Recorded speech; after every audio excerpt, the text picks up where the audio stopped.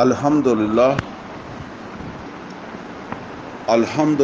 وکفا والصلاة والسلام علی عبادہ الذین اصطفیٰ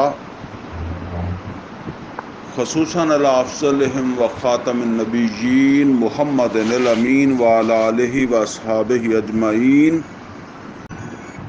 قال اللہ عز وجل فی کتابہ الکریم اعوذ باللہ من الشیطان الرجیم بسم اللہ الرحمن الرحیم قل انما انا بشر مثلکم یوحی الی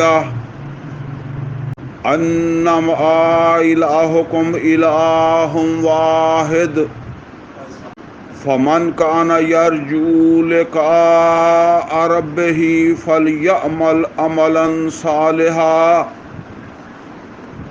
ولا یشرک بعبادۃ ربہ احدا. صدق اللہ العلی العظیم. رب اشرح لی صدری ویسر لی امری واحلل عقدۃ من لسانی یفقہوا قولی. اللہم ارنا الحق حقا وارزقنا اتباعہ وارنا الباطل باطلا وارزقنا اجتنابہ. آمین یا رب العالمین. عزیز دوستو، اس وقت میں نے سورہ کہف کی آخری آیت یعنی آیت نمبر 110 جو ہے اس کی تلاوت کی ہے، اور آج ہمارا سورہ کہف کا 14واں درس ہے. آج کا جو ہمارا موضوع ہے نا وہ بڑا اہم موضوع ہے، اور وہ ہے خالص عبادت. یعنی موضوع ہے خالص عبادت، کیونکہ اللہ تعالیٰ کا مطالبہ یہی ہے کہ اپنے دین کو خالص کر لو. مخلصین لہ الدین. انہوں نے اپنے دین میں اخلاص پیدا کر لیا. وہ خالص، ملاوٹ کوئی چیز کسی چیز کی اس میں یہ اللہ کو پسند نہیں ہے کہ دین کے اندر، عبادت کے اندر انسان جو ہے وہ اس میں ملاوٹ ہو، وہ خالص نہ ہو. تو بہت اہم موضوع ہے. توجہ کے ساتھ انشاءاللہ اس کو جب وہ سمجھیں گے تو بات سمجھنے میں دشواری نہیں ہوگی. دیکھیں، عبد جو ہے نا وہ اس کا جب ہم اردو میں ترجمہ کرتے ہیں عبد کا تو وہ کرتے ہیں غلام یا بندہ. بندہ دراصل فارسی کا لفظ ہے اور مفہوم وہی ہے. تینوں ایک ہی مفہوم، تینوں کا عبد، غلام اور بندہ، تینوں ایک ہی مفہوم رکھتے ہیں. اچھا، عبد کہتے ہیں غلام کو اردو کے اعتبار سے، اور غلامی جو ہے نا یہ ایسا نہیں ہے کہ نبی صلی اللہ علیہ وسلم کی پیدائش کے بعد عرب میں شروع ہوئی ہو، بلکہ نبی صلی اللہ علیہ وسلم کی پیدائش سے پہلے بھی معاشرے کے اندر عبد ہوتے تھے، غلام ہوتے تھے، بندے ہوتے تھے. یہ بات ذہن کے اندر بٹھا لیں کہ نبی صلی اللہ علیہ وسلم کی تشریف آوری سے پہلے بھی معاشرے کے اندر عبد ہوتے تھے، ان کے آقا بھی ہوتے تھے. غلام اور آقا پہلے سے ہوتے تھے. اب دوسری بات یہ سمجھ لیں کہ عبد جو ہے اس کی جو ڈیوٹی ہے یا جو اس کے فرائض ہیں ان کو عبادت کہا جاتا ہے۔ جیسے ہم کہتے ہیں غلام کے فرائض ہیں نا، جس کو کہتے ہیں غلامی، مزدور کے فرائض مزدوری، تو اسی طریقے سے عبد کے فرائض عبادت۔ لہٰذا یہ بات سمجھ لیں، یہ سمجھیں گے تو سمجھ آئے گی کہ نبی صلی اللہ علیہ وسلم ابھی تشریف نہیں لائے،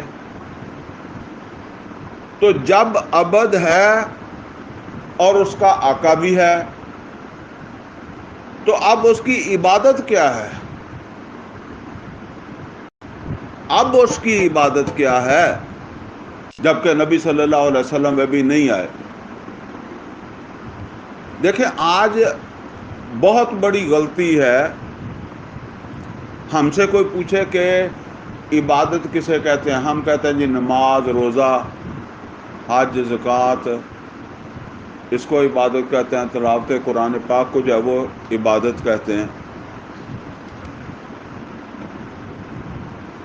دراصل یہ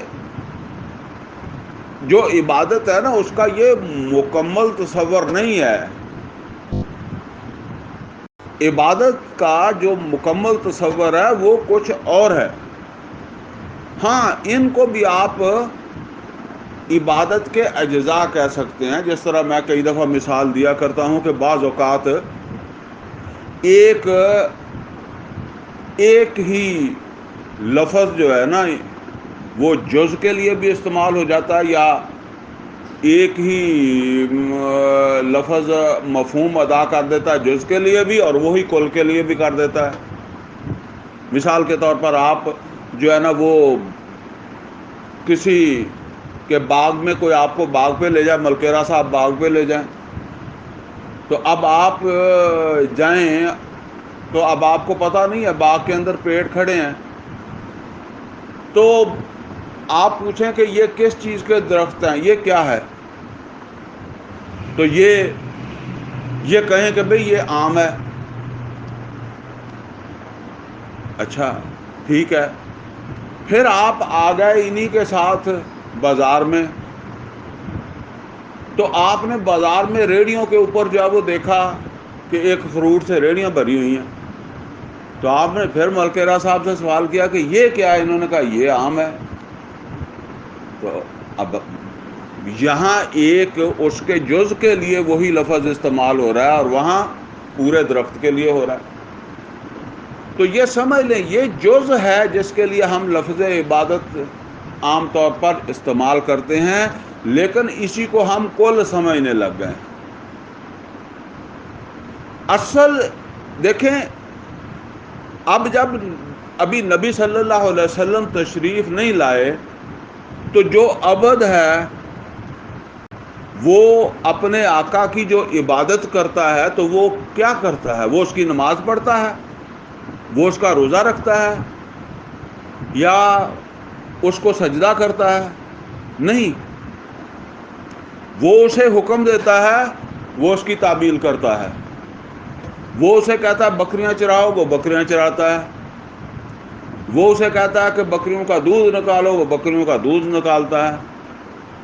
وہ اسے کہتا ہے کہ میرے باغ میں گوڈی کرو، وہ باغ میں گوڈی کرتا ہے۔ گویا کہ جو اس کا حکم ہے، آقا کا جو حکم ہے، اس کی تعمیل اس کی عبادت ہے۔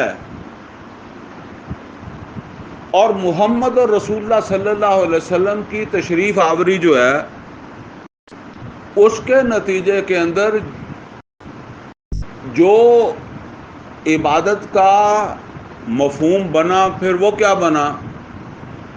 وہ یہ بنا، ہم سب کا آقا اللہ ہے، اللہ ہمارا مالک ہے، اور ہم سب اس کے عبد ہیں، اور ہم نے اس کی عبادت کرنی ہے، اور سب انسانوں کو اسی لیے بنایا، فرمایا وما خلقت الجن والانس الا لیعبدون، میں نے جنوں اور انسانوں کو بس اس کے لیے جو ہے وہ پیدا کیا ہے کہ وہ میری عبادت کریں۔ اللہ تعالیٰ فرماتا ہے کہ میں نے کسی دوسرے کام کے لیے پیدا ہی نہیں کیا۔ تو اگر آپ یہ تصور کر لیں کہ جی نماز، روزہ، حج، زکوٰۃ، ذکر یہ عبادت ہے، تو پھر جو آپ بچوں کو اسکول چھوڑنے جاتے ہیں، کھیت میں جا کر کام کرتے ہیں، وہ تو پھر اس وقت تو آپ سرکش ہو گئے، کیونکہ اس کے لیے تو اللہ نے پیدا ہی نہیں کیا۔ یا اپنی بیوی کے ساتھ جا کر سوتے ہیں، تو اس کے لیے تو اللہ تعالیٰ نے پیدا ہی نہیں کیا۔ اللہ نے تو عبادت کے لیے پیدا کیا تھا، اور عبادت کا ایک مفہوم آپ نے جو ہے وہ اپنے ذہن کے اندر جو ہے وہ بنا لیا کہ یہ ہے۔ اصل میں اپنی پوری زندگی اللہ تعالیٰ کی مرضی کے مطابق گزارنے کا نام جو ہے وہ عبادت ہے۔ دیکھیں، ایک میں وہ عرض کیا کرتا ہوں نا کہ جس طرح ایک تعمیر ہوتی ہے نا، اس کی ایک بنیاد ہوتی ہے اور ایک اس کی چھت ہوتی ہے۔ اسی طرح سمجھ لیں، چھت کہہ لیں یا بنیاد کے اوپر کی تعمیر کہہ لیں، اس میں چھت بھی آ جاتی ہے۔ تو اسی طریقے سے دین کی ایک بنیاد ہے اور ایک اس کے اوپر کی تعمیر ہے، جس میں سب سے اوپر چھت ہے، ٹھیک ہے نا؟ تو وہ چھت اصل کے اندر کیا ہے؟ وہ چھت جو ہے وہ ہے اللہ تعالیٰ کی حکمرانی کا قائم ہو جانا۔ محمد اور رسول اللہ صلی اللہ علیہ وسلم مکہ میں تھے، صحابہ کرام رضوان اللہ تعالیٰ علیہم اجمعین مکہ میں تھے، تو اللہ کی عبادت کرتے تھے، اللہ کی فرما برداری کرتے تھے، لیکن اوپر کی تعمیر نہیں ہوئی تھی، چھت موجود نہیں تھی۔ تو گویا یہ دو حصے ہو گئے۔ اب تھوڑا سا ذہن چلیں آگے، یہ بات تو اس کو ذہن میں بھی لے جائیں۔ پیچھے ہم نے جو ہے نا وہ ذوالقرنین کا واقعہ پڑھا ہے نا۔ ذوالقرنین نے وہ چھت بھی ڈالی، یعنی حکمرانی قائم کی، اور اس سے بھی آگے ہے کام کہ وہ مشرق کی پہلے مغرب کی طرف اس نے سرحدیں بڑھائیں، تو جہاں تک وہ بڑھ سکتا تھا بڑھا۔ کیا مقاصد تھے یہ ہم وہاں پڑھ چکے ہیں ذوالقرنین کے واقعے میں۔ اس کا یہ مقصد تھا اس دین کو توسیع دینا، جو بھی اللہ کی حکومت ہے اس کو توسیع دینا۔ پھر اس نے مغرب کی طرف سرحدوں کو توسیع دی تو طلوع کے مقام تک جا پہنچا اس کے اعتبار سے، اور پھر جو شمال کی طرف جو ہے وہ گیا ہے تو وہاں پہاڑی سلسلے تھے۔ اب یہ ہے پھر اس دین کو آگے بڑھانا، جو میں نے کہا کہ آپ دیکھیں قرآن حکیم کے اندر سلیمان علیہ السلام کا دیکھیں، انہوں نے کس طرح اپنی سلطنت کو توسیع دی۔ داؤد علیہ السلام خود نبی صلی اللہ علیہ وسلم کے بعد، چونکہ نبی صلی اللہ علیہ وسلم تو چھت ڈالنے کے بعد دنیا سے چلے گئے، عمر فاروق رضی اللہ تعالیٰ عنہ کے دور میں پھر ذوالقرنین کی طرح ہی اس کی جب وہ توسیع ہوئی۔ تو یہ بھی اس کا ایک حصہ ہے، چھت ڈالنے کے بعد یوں سمجھ لو اس حکمرانی کے بعد اگلا کام۔ بہرحال یہ سارا تصور ہے۔ ایک فرد کی حد تک عبادت کا کیا مفہوم ہے کہ میری پوری زندگی، میرا یہ وجود اللہ تعالیٰ کا فرما بردار رہے، ایک ایک لمحہ۔ میں اگر نکاح کر کے بیوی کے پاس جاتا ہوں تو یہ عبادت ہے، اور میں نکاح کے بغیر جاتا ہوں تو یہ سرکشی ہے۔ بس اسی کے اوپر ویسے وہ نوٹوں پر بھی لکھا ہوتا تھا کہ رزق حلال عین عبادت ہے، حصول رزق حلال عین عبادت ہے، تو یہ عبادت بن جاتا ہے اگر وہ ان حدود کے اندر رہ کر رہے ہیں۔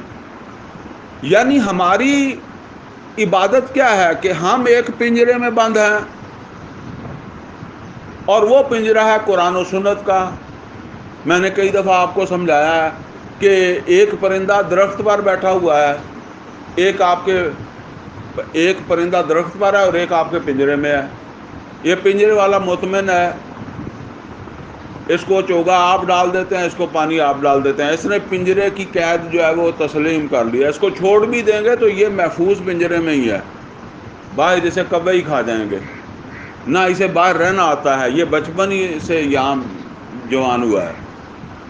اور وہ جو اڑتا ہوا پرندہ یا جنگل کا کوئی جانور پکڑ کر آپ اپنے گھر میں باندھیں گے تو جیسے بکری بیل باندھتے ہیں، اس طرح جنگل کے کسی جانور کو، جنگل کے کسی بھینسے کو نہیں باندھ سکتے، ہرن کو نہیں باندھ سکتے، اور اڑتا ہوا پرندہ آپ کے پنجرے میں نہیں ٹھہرے گا۔ وہ آپ اسے بہترین سے بہترین خوراک لا کر دیں گے، پانی دیں گے، وہ نہیں کھائے گا، احتجاج کرے گا۔ تو یہ شعوری طور پر قرآن و سنت کی قید میں آ جانا۔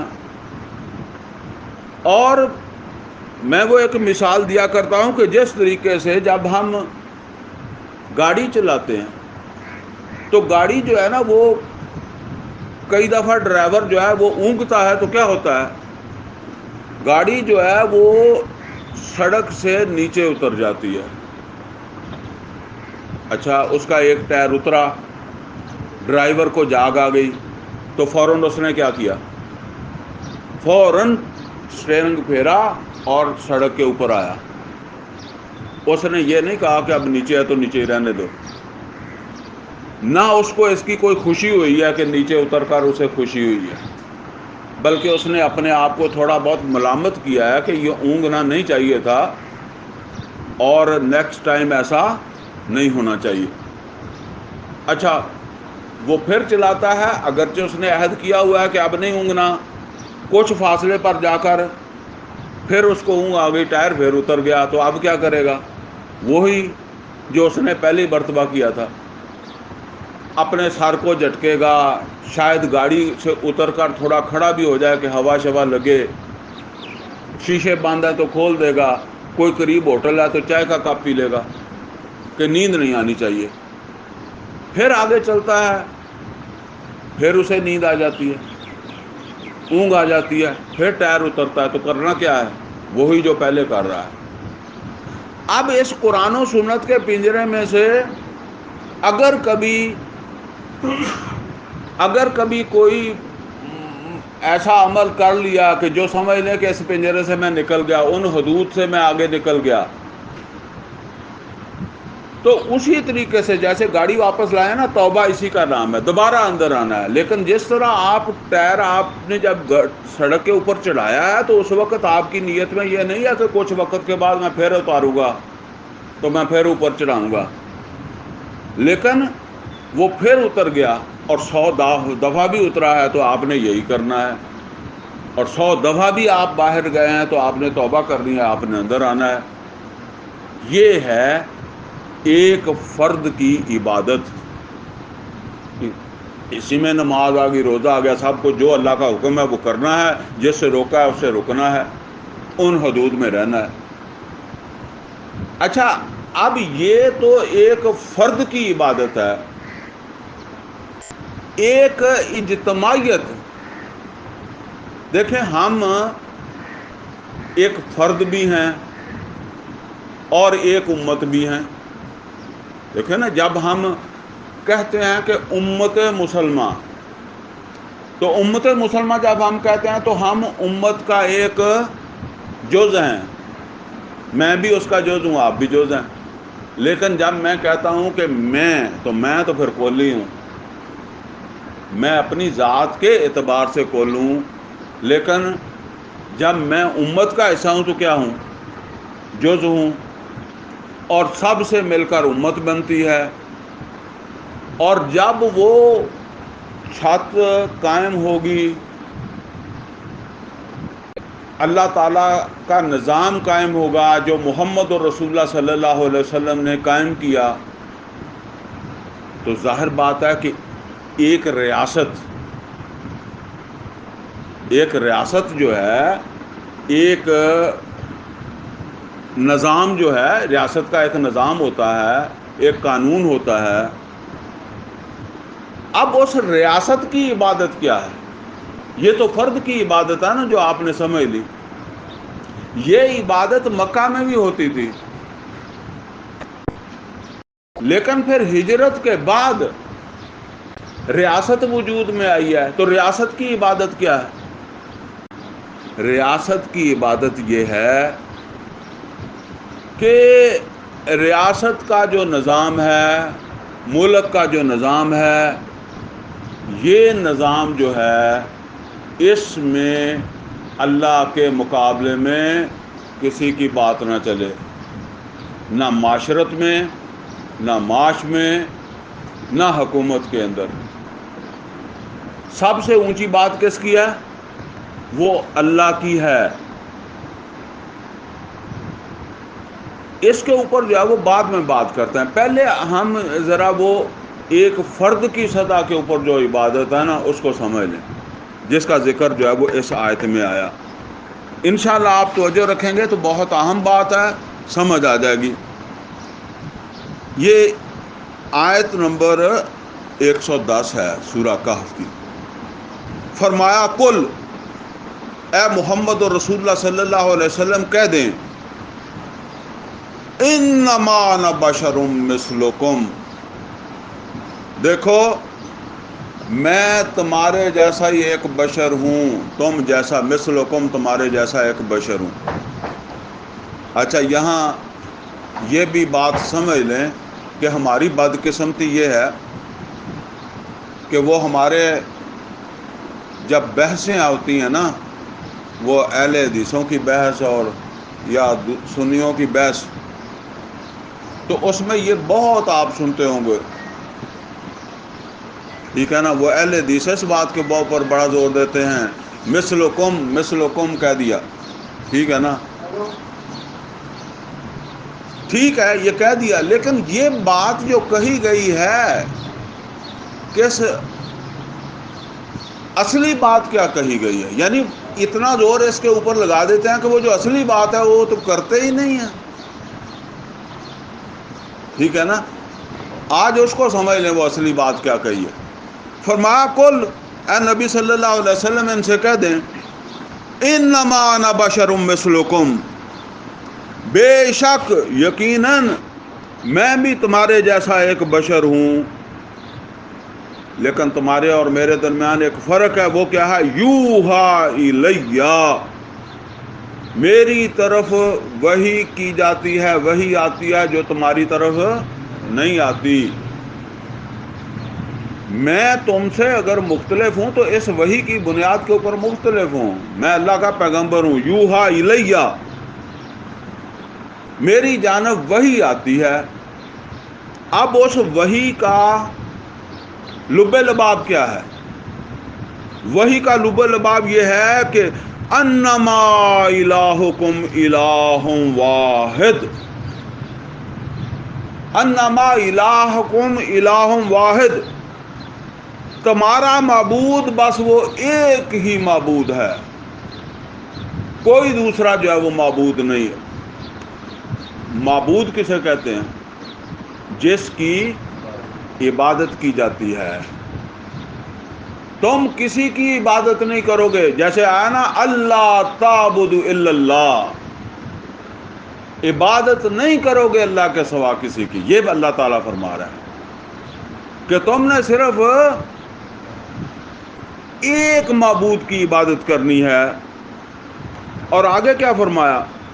فَمَنْ كَانَ يَرْجُو لِقَاءَ رَبِّهِ، اور جس کو بھی اس بات کا یقین ہے کہ اس کی ملاقات ہوگی اس کے رب کے ساتھ، یعنی وہ لوٹ کر جائے گا اپنے رب کے پاس فمن کان یرجو لقاء ربہ فلیعمل عملا صالحا، جسے یقین ہے کہ میں نے ایک دن اپنے رب کے سامنے حاضر ہونا ہے،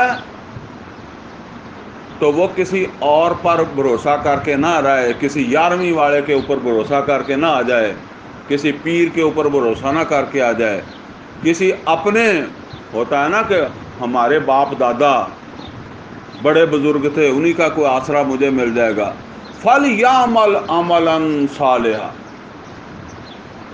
تو پھر اس نے آنا ہے تو پھر صالح عمل کر لے آنے سے پہلے۔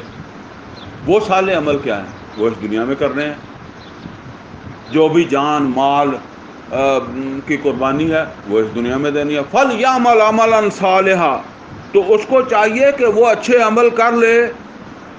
اگلے الفاظ نوٹ کریں کہ اچھے الفاظ جو ہے ان میں ایک خاص نمایاں وصف، وَلَا يُشْرِكُ بِعِبَادَةِ رَبِّهِ أَحَدًا،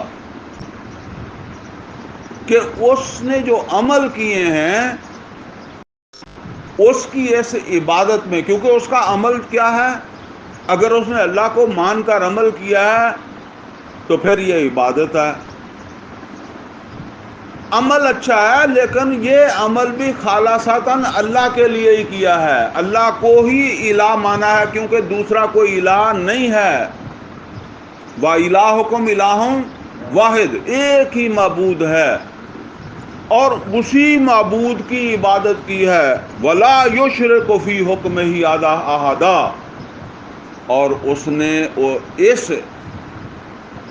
اس عبادت میں، یہ جو اس نے زندگی گزاری ہے، اب یہ سمجھ لیں، وہ جیسے میں نے بتایا کہ کسی جگہ غلطی ہو گئی ہے تو توبہ کر کے اندر آ گیا تو التائب من الذنب کمن لا ذنب لہ، وہ تو معاف ہو جائے گا، اللہ معاف کر دے گا۔ اگر وہ ذہن یہی تھا کہ جس طرح وہ گاڑی والے کا ارادہ یہی ہے کہ دوبارہ گاڑی نہیں اترے گی، میں کوشش کروں گا کہ دوبارہ آگے پھر نہ گاڑی سڑک سے اترے، ایسی توبہ ہے تو یہ تو اللہ قبول کر لیتا ہے، اور فوراً قبول کر، اللہ کہتا ہے کرو فوراً توبہ، انتظار ہی مت کرو کہ تم گھر پہنچ کر کریں گے، ٹھیک ہے نا، ادھر ہی کرو، موقع پر ہی کرو، مچھلی کے پیٹ میں ہی کرو، یہ بھی انتظار نہ کرو کہ نہاؤں دھوؤں گا تو 2 نفل پڑھوں گا تو پھر توبہ کروں گا، موقع پر ہی کرو، کیا سانس پتہ نہیں آگے ہی بند ہو جائے، توبہ میں دیر نہ کرو۔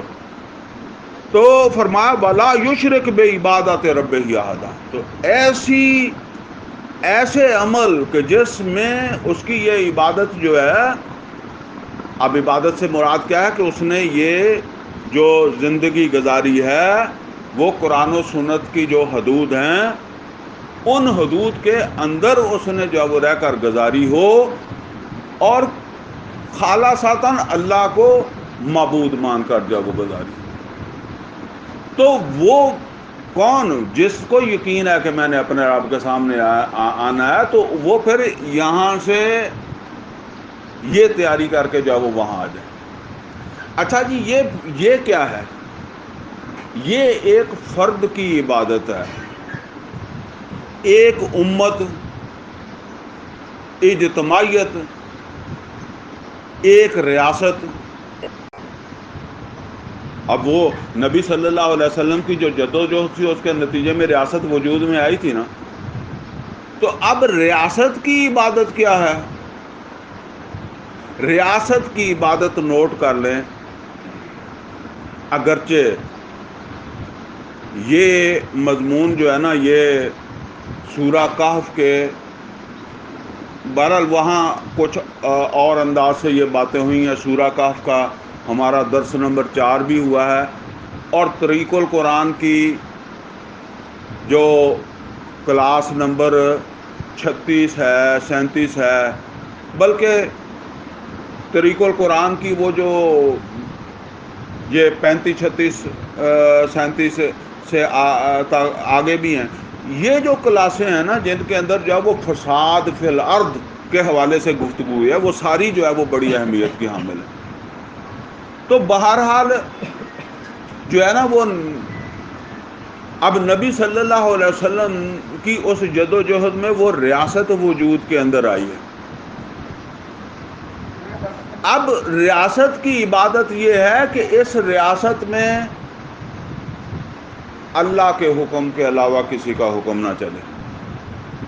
اور وہ میں بتا رہا تھا کہ سورہ کہف کی آیت نمبر 26 ہے، جس میں فرمایا وَمَا لَهُم مِّن دُونِهِ مِّن وَلِيٍّ. یہ جو ہے نا وہ فرمایا گیا، وہ کہف والے جو ہے نا ان کے بارے میں فرمایا گیا مَا لَهُم مِّن دُونِهِ مِّن وَلِيٍّ. ان کا کیا، اللہ کے سوا کسی کا بھی کوئی ولی نہیں ہے. ولی کا مطلب کیا ہے؟ کار ساز. یہاں ولی کا مطلب کار ساز ہے. ولی کے کئی معنی ہو سکتے ہیں، ہند ہیں بھی. کار ساز. اور کار ساز کس کو کہتے ہیں؟ کام بنانے والا. کام بنانے والا. کار ساز کا مطلب ہے کام بنانے والا. جس طرح ہمارے وہ کہتے ہیں نا بیکار، جس کے پاس کوئی کام نہ ہو. ایسا نہیں ہے کہ اس کے پاس کار نہیں، یہ چلانے والی کار کی بات نہیں ہوتی. وہ پرانے بزرگ لوگ کہتے تھے ہتھیار وال دل کار وال نہیں، ہاں ہاتھ کار وال دل یار وال. تو ان کا وہ آج لوگوں کو سمجھ نہیں آتی، تو وہ پھر اپنی کم علمی ہے تو اٹیک اس پر کریں گے. اصل میں وہ پنجابی میں کہتے ہیں کم کار. کم کاج بھی کہہ دیں اردو سے، پنجابی میں کہتے ہیں کم کار، بے کار. تو کار سے مطلب ہے کام، ہاتھ سے کام کرو، دل اللہ کی طرف ہو. یار وال اللہ کی طرف تمہارا دل جو ہے وہ اللہ کی طرف رہے، دل غافل نہ ہو اللہ سے. کام کرتے کرتے بھی اللہ کو یاد کرتے رہو. تو یہ بات جو ہے وہ بہرحال فرمایا ما لہم من دونہ من ولی. کوئی نہیں ہے ان کا یا کسی کا بھی کارساز. وہ غار والوں کا کارساز کون تھا؟ اللہ. ما لہم من دونہ من ولی ولا یشرک فی حکمہ احدا. اور اللہ تعالیٰ کسی اور کارساز کو برداشت ہی نہیں کرتا کہ کوئی اور کارساز ہو. اگر کوئی اور کارساز ہوگا تو وہ کیا ہوگا؟ وہ تو شریک ہو جائے گا اللہ کا. ولا یشرک فی حکمہ احدا. اور اللہ تعالیٰ اپنے حکم اور اپنی حکومت کے اندر جو ہے وہ کسی کو شریک نہیں کرتا. یہ نرا نماز روزے کا شرک ہی نہیں ہے، یہ حکومت کا بھی شرک ہے. جو بدقسمتی سے اکثر و بیشتر جو ہے وہ یہ آیتیں پڑھنے والے جو ہیں وہ اسے اس طرح بیان نہیں کرتے.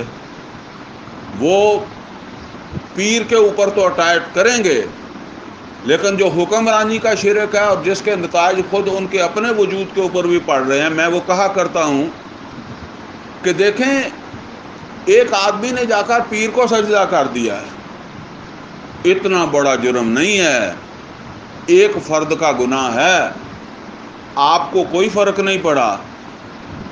لیکن جب آپ نے طاغوت کے آگے سر جھکا دیا، غیر اللہ کے آگے سر جھکا دیا، غیر اللہ کی حاکمیت کو تسلیم کر لیا، تو پھر تو آپ نہیں بلکہ آپ کا سارا معاشرہ. جب طاغوت کی حکومت کو تسلیم کر لیا تو پھر تو اب آپ سارے ہی اس میں ہیں. اس لیے کہ حاکم تو پھر سارے ملک کا ہی ہوتا ہے نا. وہ ایک آدمی کا تو نہیں ہے کہ جی اہل حدیثوں کا نہیں ہے تو بریلویوں کا ہے، بریلویوں کا نہیں ہے دیوبندیوں کا ہے. وہ تو سب کا حاکم ہے، اس کے اثرات تو سب کے اوپر ہی جو ہے وہ پڑیں گے. تو یہ کہیں زیادہ خوفناک شرک ہے. فرمایا ولا یشرک فی حکمہ احدا. یہ آیت نمبر 26 سورہ یوسف کی ہے. وہ اپنے حکم اور حکومت میں کسی کو شریک نہیں کرتا. اب یہ آیت نمبر 111 ہے، آخری آیت ہے سورہ بنی اسرائیل کی. ذرا اس کو پڑھ لیں تو ہمارا مضمون مکمل ہے. فرمایا وَقُلِ الْحَمْدُ لِلَّهِ الَّذِي لَمْ يَتَّخِذْ وَلَدًا. اے محمد اور رسول اللہ صلی اللہ علیہ وسلم ان سے کہہ دیں کل تعریف اور کل شکر صرف اللہ کے لیے ہے۔ وَقُلِ الْحَمْدُ لِلَّهِ الَّذِي لَمْ يَتَّخِذْ وَلَدًا، کس اللہ کے لیے؟ جس نے بیٹا کسی کو نہیں بنایا، جس نے کوئی بیٹا نہیں بنایا، لم یتخذ ولدا۔ اچھا ذرا کبھی آپ نے اس بات کے اوپر غور کیا کہ یار بیٹے نہ آتے اللہ کے نہ غصہ کھاندہ؟ یہ سورہ مریم کے آخر پہ جا کے آتا یہ مضمون آتا ہے، شاید اب میرے ذہن میں وہ آیتیں نہ آئیں، جس میں اللہ تعالیٰ فرماتا ہے کہ ان دعوا للرحمن ولدا، کہ انہوں نے یہ کہا کہ اللہ کا بیٹا ہے۔ تو کبھی ذرا سوچیں کہ اتنا غصہ اللہ نے کیوں کھایا بیٹے کے نام پر، اور یہاں کہا ولم یتخذ ولدا، نہیں بنایا اس نے کسی کو بیٹا۔ اصل میں بات سمجھ لیں، بیٹا جو ہوتا ہے نا وہ مطلب اگر ہمارا بیٹا ہے تو وہ ہم میں سے ہوگا نا، گھوڑے کا بیٹا ہے تو گھوڑے میں سے ہوگا، گھوڑے کا بچہ گھوڑے میں سے ہوتا ہے، تو جو اللہ کا بیٹا ہوگا وہ اللہ میں سے ہوگا۔ اور بیٹا جو ہوتا ہے نا اس کے وہ باپ کی کمزوری بھی ہوتا ہے، سمجھے؟ بڑے بڑے جو ہے نا وہ اکڑنے والے باپ جو ہے وہ ہتھیار ڈال دیتے ہیں اولاد کے آگے، بیوی کے آگے نہیں ڈالیں گے لیکن اولاد کے آگے ڈالنے پڑ جاتے ہیں۔ آپ نے کبھی غور کیا ہے کہ بیٹا آپ سے کیا کہتا ہے؟ میرا حصہ دیو۔ بھئی تیرا حصہ کہاں سے آ گیا؟ بنایا تو میں نے ہے، لیکن وہ سمجھتا ہے کہ میرا حصہ اس کے بنائے میں سے ہے کیونکہ اسی نے مجھے آگے بنایا نا میں اسی میں سے پیدا ہوں، میرا حصہ ہے۔ اچھا کبھی آپ نے دیکھا ہوگا کہ باپ کو اللہ نے لمبی عمر دے دی، بیٹوں کی شادیاں کر دی، اب بیٹے کے آگے بچے پیدا ہو گئے اور باپ سب کچھ قابو کر کے بیٹھا ہے، نہیں دے رہا، تو بیٹا کیا کہتا ہے؟ وہ کہتا ہے کہ تو نے شاید نہ مرنا ہو، میرے آگے بچے پیدا ہو گئے ہیں، مجھے ایسا دو، تو اسے کچھ نہ کچھ دینا پڑتا ہے۔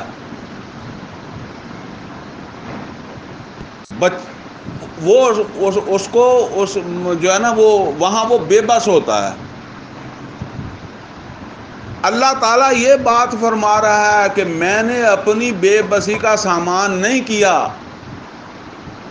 کہ میں بیٹا پیدا کر لیتا اور بیٹا بھی ایسا مانگتا، مقابلے پہ آ جاتا، تو سب سے زیادہ بیٹا، دوسرے نمبر پر بیٹی، پھر بیٹی بھی کھڑی ہو جاتی ہے جی اگر وہ ٹھیک ہے نا، تو بندہ جیسا بھی ہو پھر وہ سوچتا ہے کہ یار یہ وجہ ہے کہ اللہ تعالیٰ کہتا ہے کہ میں نے اپنے ان اختیارات اور اپنی اس حکومت میں حصہ مانگنے والا تو پیدا ہی نہیں ہونے دیا، تم کہاں سے لے آئے؟ تم کیسے کہتے ہو کہ عیسیٰ علیہ الصلوۃ والسلام بیٹا ہے؟ اچھا اسی کو ذرا پھر سمجھ لیں ایک اور مقام کے حوالے سے۔ کبھی سورہ اخلاص قل هو اللہ اس کا ترجمہ کیا ہے نا، قل هو اللہ احد، کیا فرمایا؟ اے محمد صلی اللہ علیہ وسلم کہہ دیں وہ اللہ اکیلا ہی ہے۔ کتنا زور ہے اکیلے پر؟ اکیلا ہی ہے۔ قل هو اللہ احد لم یلد ولم یولد، نہ تو اس کو کسی نے جنا نہ اس نے کسی کو جنا۔ کیا مطلب؟ نہ اس کے کوئی ماں باپ ہیں، نہ آگے اس کی کوئی اولاد ہے، نہ کوئی اس کی بیٹی ہے نہ بیٹا ہے۔ اب آپ دیکھیں کہ پہلا کھانا جو ہے نا اس میں یہی ہوتے ہیں. اولاد کو بھی بعض اوقات ماں باپ جو ہے نا وہ بے بس کر دیتے ہیں کہ بیٹے کی بڑی امنگیں ہوتی ہیں کہ میں جو ہے نا وہ کراچی چلا جاؤں، پاکستان سے باہر چلا جاؤں. باقی وہ زور آور چلے بھی جاتے ہیں، لیکن بعض اوقات ماں باپ کہتے ہیں کہ اگر ہمارا بیٹا ہے تو ہماری آنکھوں کے سامنے رہے. ٹھیک ہے نا. اب میں اپنا واقعہ آپ کو بتاتا ہوں. میری بیوی فوت ہوئی تو میں تو میری بیوی رہتے تھے، بچے تو پہلے ہی ہمارے ساتھ ادھر ادھر ہو گئے تھے. تو بچوں نے کہا کہ جی پھر اب آپ وہاں آ جائیں. میں نے کہا جی میں نے تو یہاں ہی رہنا. تو بچہ اچھی خاصی اپنی ملازمت تھی اس کی، اسسٹنٹ رجسٹرار تھا، نوکری چھوڑ کر آ گیا باپ کے لیے. تو مطلب یہ ہے کہ اب اس کا مطلب یہ ہے کہ ماں باپ بھی بعض اوقات اولاد کو پریشرائز کر لیتے ہیں، جس طرح اولاد پریشرائز کر لیتی ہے نا. تو فرمایا کہ وہ پریشر ڈالنے والے ماں باپ وہ بھی میرے نہیں ہیں، اور آگے جنہوں نے میرے اوپر پریشر ڈالنا ہے میرا بیٹی بیٹا وہ بھی نہیں ہے. قل هو اللہ احد لم یلد ولم یولد ولم یکن لہ کفوا احد. اور اس کا کوئی ہم کف بھی نہیں ہے. ہم کف سے مراد کیا ہے؟ برابری کرنے والا. مثال کے طور پر ایک ایم پی اے ہے، اب وہ حکومت میں ہے اور دوسرا حکومت میں نہیں ہے، ہار گیا ہے. لیکن جب وہ ایم پی اے جائے گا نا اس کے پاس تو وہ اس کا لحاظ کرے گا. کیوں کرے گا بھلا؟ کہ کوئی بات نہیں، یہ کل یہ بھی ہو سکتا ہے، یہ میرے برابر کا ہی ہے، میں نے کوئی 500 ووٹ زیادہ لے لیے تھے، اس کے کوئی 500 کم رہ گئے تو اگلی دفعہ اس کے بھی 500 زیادہ ہو سکتے ہیں. برابری کی وجہ سے لحاظ. اسی طریقے سے ایک تھانے دار جو ہے نا اس کو دوسرے تھانے دار کا لحاظ کیوں کرنا پڑتا ہے؟ اس وجہ سے کہ وہ بھی تھانے دار ہے نا، تو کبھی مجھے بھی اس تک کام پڑ سکتا ہے. یہ ہے کف ہم کف. یہ ہم کف بھی ایک دوسرے کو بلیک میل کر سکتے ہیں نا کہ جی فلانا کام تمہارا بھی میرے پاس اڑا ہوا ہے نا. فرمایا وَلَمْ يَكُنْ لَهُ كُفُوًا أَحَدٌ، کوئی ایک بھی اس کا ہم کف نہیں ہے. یہ اتنا زور دے کر جو بات کہی ہے یہ یہی کہی ہے کہ کوئی اور نہ ڈھونڈ لینا،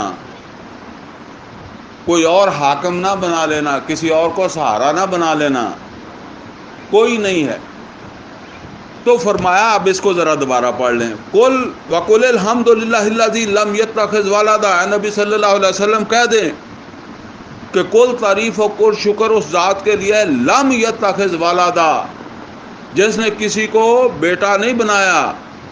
ولم یکن لہ شریک فی الملک، یعنی جس نے پیدائش کی وجہ سے شریک ہونا تھا وہ تو رکھا ہی نہیں، وہ پیدا کیا ہی نہیں. اور اپنے وہ جیسے کہتا ہے نا میں نے ہبہ کر دیا، تو کسی اور کو اس نے ہبہ کیا ہی نہیں، کسی کو اور کو بھی شریک نہیں بنایا. فی الملک، اپنی بادشاہی میں، اپنی حکومت میں، اپنے احکامات میں. سورہ یوسف کے اندر 2 دفعہ یہ آیت نمبر 40 اور آیت نمبر 67 میں آیا ان الحکم الا للہ. نوٹ کر لو، اللہ کے سوا کوئی حکمران نہیں ہے، کوئی حاکم نہیں ہے، کوئی حکم دینے والا نہیں ہے، اور اللہ کے علاوہ کسی اور کا حکم چلتا ہے تو اس کو ماننا شرک ہے، اور اس کو روکنے کی کوشش نہ کرنا طاغوت کو سہارا دینا ہے. غیر اللہ کی حکمرانی کی جگہ اللہ تعالیٰ کی حکمرانی لانے کی کوشش نہ کرنا. ٹھیک ہے نا. بہرحال وہ اپنی جگہ ہے کہ پہلا حق طاقت کے ساتھ ہے، دوسرا ہے زبان کے ساتھ، اور تیسرا ہے دل میں سے برا. اور دل میں سے برا اس وقت ہے جب آپ کے پاس طاقت نہیں ہے، آپ زبان بھی نہیں کھول سکتے، تو پھر بھی آپ اسے قبول نہیں کریں گے. قبول کر لیا تو آپ نے طاغوت کے ساتھی بن گئے. ایسے حکمران کو، ایسی حکومت کو، ایسے قانون کو، ایسے ضابطے کو، ایسے نظام کو اگر تسلیم کر لیا تو یہ تو طاغوت کا ساتھی بننا ہے. تو فرمایا وَلَمْ يَكُنْ لَهُ شَرِيكٌ فِي الْمُلْكِ وَلَمْ يَكُنْ لَهُ وَلِيٌّ مِّنَ الذُّلِّ. اگلی بات کیا ہے؟ اس نے کسی کو دوست کمزوری کی بنیاد کے اوپر نہیں بنایا. کمزوری کیا ہوتی ہے؟ کمزوری یہی ہوتی ہے کہ جی آج اگر میں کسی کی خوشی میں نہیں جاؤں گا تو میری خوشی میں کوئی نہیں آئے گا. میں کسی کے غم میں نہیں جاؤں گا تو کوئی میرے غم میں نہیں آئے گا. لہذا اس بنا پر اب دکاندار جو ہوتا ہے اس کی کمزوری ہوتی ہے گاہک. وہ جو بھی گاہک آئے گا اس کے ساتھ کس طرح گفتگو کرے گا اگر وہ صحیح دکاندار ہے؟ اخلاص کے ساتھ، اخلاق کے ساتھ. بے شک کتنا کٹر وہ ہو اپنے مسلک میں، لیکن گاہک جس مسلک کا بھی ہو، جس مذہب کا بھی ہو، اچھے پیسے اس سے کماتا ہو، چائے بھی پوچھے گا، پانی بھی پوچھے گا، اور ایسے بات کرے گا جیسے اس میں اور اس میں کوئی چیز تقسیم نہیں ہے. جیسے کہتے ہیں کہ ساڈا تہاڈا کی ونڈیا، صرف اس وجہ سے کہ وہ میرا گاہک ہے. تو اللہ تعالیٰ کہتا ہے کہ میرے ولی تو ہیں، میرے دوست ہیں، لیکن میں نے اپنی کسی کمزوری کی وجہ سے کسی کو دوست نہیں بنایا کہ وہ میری اس کمزوری کی وجہ سے مجھے بلیک میل کر سکے، مجھ سے حصہ دار بنے، یعنی میری اس بادشاہی میں حصہ دار بنے، میری حکومت میں حصہ دار بنے. وَلَمْ يَكُنْ لَهُ وَلِيٌّ مِّنَ الذُّلِّ وَكَبِّرْهُ تَكْبِيرًا. یہ آخری الفاظ ہیں لیکن سمجھ لیں. وَكَبِّرْهُ تَكْبِيرًا، حکم دے رہا اللہ، اس کو اس کی بڑائی کرو جس طرح وہ بڑا ہے. جیسے کہتے ہیں کہ جتنا وہ بڑا ہے اتنا بڑا بناؤ. جو سورہ مدثر میں فرمایا تھا نا، یا ایھا المدثر قم فانذر وربک فکبر. میں وہ کہا کرتا ہوں کہ تمہارے گھر کے اندر بڑا بزرگ کوئی بھی ہو سکتا ہے، اگر اس کی بات نہیں چلتی تو پھر وہ نام کا ہی بڑا ہے. اللہ اس وقت بڑا ہے حقیقت میں جب اللہ تعالیٰ کی بات چلنے لگے. مکہ میں اللہ کی بات نہیں چلتی تھی، اور یہ بات چلانے کے لیے جو عمل کیا گیا وہ جہاد ہے. یہ نوٹ کر لیں کہ جب آپ ایک جد و جہد کرتے ہیں تو وہ جد و جہد آپ کی بنیاد سے شروع ہوگی اور چھت تک جائے گی، اور چھت بنیاد ہے. یہ نماز، روزہ، حج، زکوٰۃ جو کہتے ہیں نا، یہ بنیاد ہے. بنی الاسلام علی خمس شہادت لا الہ الا اللہ وان محمد عبدہ ورسولہ واقام الصلاۃ وایتاء الزکوٰۃ وصوم رمضان وحج البیت من استطاع الیہ سبیلا. چھت اس کی کیا ہے؟ اوپر کی تعمیر کیا ہے؟ اللہ تعالیٰ کی حکمرانی کا جو ہے وہ قائم ہونا. جب آپ اس مقصد کے لیے دیکھیں، میں اس طرح بتایا کرتا ہوں کہ اگر آپ بنیادیں کھود رہے ہیں لیکن آپ کے ارادہ ہے چھت تک تعمیر کرنے کا، تو کوئی آ کر پوچھتا ہے تو آپ کہتے ہیں کہ مکان بنا رہا ہوں. جب آپ چھت تک پہنچ گئے تو کوئی پوچھتا ہے کیا کر رہے ہیں، تو آپ کیا کہتے ہیں؟ مکان بنا رہا ہوں. یہ ساری جد و جہد یا یہ سارا عمل مکان کا حصہ ہے. لیکن بعض اوقات آپ نے صرف پلاٹ لیا ہوتا ہے تو آپ کہتے ہیں پلاٹ خالی پڑا ہوا ہے، صرف نشاندہی کر دیں. تو آپ جا کر وہاں 2 وار لگا دیتے ہیں، 4 وار لگاتے ہیں، صرف وہ بنیادوں پہ رکھ دیتے ہیں. تو کوئی آدمی آپ کو آ کر کہتا ہے مکان بنا رہے تو آپ کیا کہتے ہیں؟ نہیں بس ویسے پلاٹ خالی پڑا تھا تو میں نشاندہی کر رہا ہوں. تو یہ نماز روزے سے اشہد ان لا الہ الا اللہ و اشہد ان محمد عبدہ ورسولہ سے نشاندہی ہوئی ہے. اس کے اوپر کی وہ تعمیر جو ہے، اس کی فکر کرنا، اس کے لیے کوشش کرنا. یہ اگر بنیاد بناتے وقت چھت تک کا نقشہ ذہن میں ہے تو اب آپ کی جد و جہد جہاد فی سبیل اللہ. یہ لازمی نہیں ہو سکتا رستے میں موت آ جائے، ہو سکتا ہے نوح علیہ الصلوۃ والسلام کی طرح آگے بڑھنے کا موقع نہ ملے، لوط علیہ الصلوۃ والسلام کی طرح، اور یہ بھی ہو سکتا ہے کہ محمد رسول اللہ صلی اللہ علیہ وسلم کی طرح، ذوالقرنین کی طرح، سلیمان علیہ الصلوۃ والسلام کی طرح، داود علیہ الصلوۃ والسلام طالوت کی طرح آپ پہنچ جائیں، اللہ پہنچا دے جو پہنچانے والا ہے۔ نہیں تو نبی صلی اللہ علیہ وسلم نے فرمایا قیامت سے پہلے ایک وقت تو آئے گا جب پورن روح ارضی کو پر اس دین کا غلبہ ہوگا۔ تو یہ غلبہ جو ہے نا، اس کی کوشش کرنا، کوشش تو فرض ہے نا اخلاص کے ساتھ۔ تو بہرحال یہ سمجھ لیں جی کہ اجتماعی سطح پر عبادت یہ ہے کہ اجتماعی نظام جو ہے اس میں اللہ کی حاکمیت کے برخلاف کوئی چیز نہ ہو، خالصتاً اللہ تعالیٰ کی حکمرانی جو ہے وہ قائم ہو۔ یہ حکمرانی قائم کی ہے محمد رسول اللہ صلی اللہ علیہ وسلم نے۔ یہ فرمایا ہے فَكَبِّرْهُ تَكْبِيرًا۔ اللہ تعالیٰ زبانوں کے اعتبار سے تو مکہ میں بھی بڑا ہی تھا۔ مسلمان جب نماز پڑھتے تھے یا کوئی موقع آتا تھا تکبیر کا تو اللہ اکبر کہہ دیتے تھے، لیکن اجتماعی سطح پر اللہ کی بڑائی کب ہوئی ہے؟ جب مدینے آنے کے بعد، اور یہ نوٹ کر لیں، یہ مدینے آنے کی جو علت ہے نا، یہ اصل میں وہ بنیادوں سے اوپر کام لے جانے کے لیے ہے، اس بنیاد سے آگے کام کو بڑھانے کے لیے ہے۔ تو اللہ تعالیٰ سے دعا ہے کہ اللہ تعالیٰ ہمیں صحیح عبادت جو ہے اس کی سمجھ عطا فرمائے۔ اللہ نے ہمیں اسی کے لیے پیدا کیا ہے۔ ایک عبادت ہے ایک فرد کے اعتبار سے، اور ایک عبادت ہے امت کے اعتبار سے۔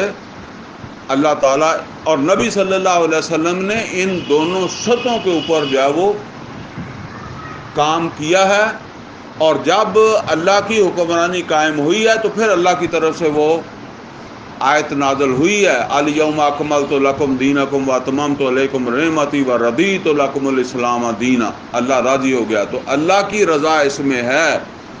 ہماری زندگی کا نصب العین بھی یہی ہے کہ ہم اللہ کی رضا حاصل کر لیں۔ اللہ تعالیٰ سے دعا ہے کہ اللہ ہمیں قرآن کا فہم عطا فرمائے، عمل کی توفیق عطا فرمائے۔ اقول قولی ھذا واستغفر لی ولکم ولسائر المسلمین والمسلمات۔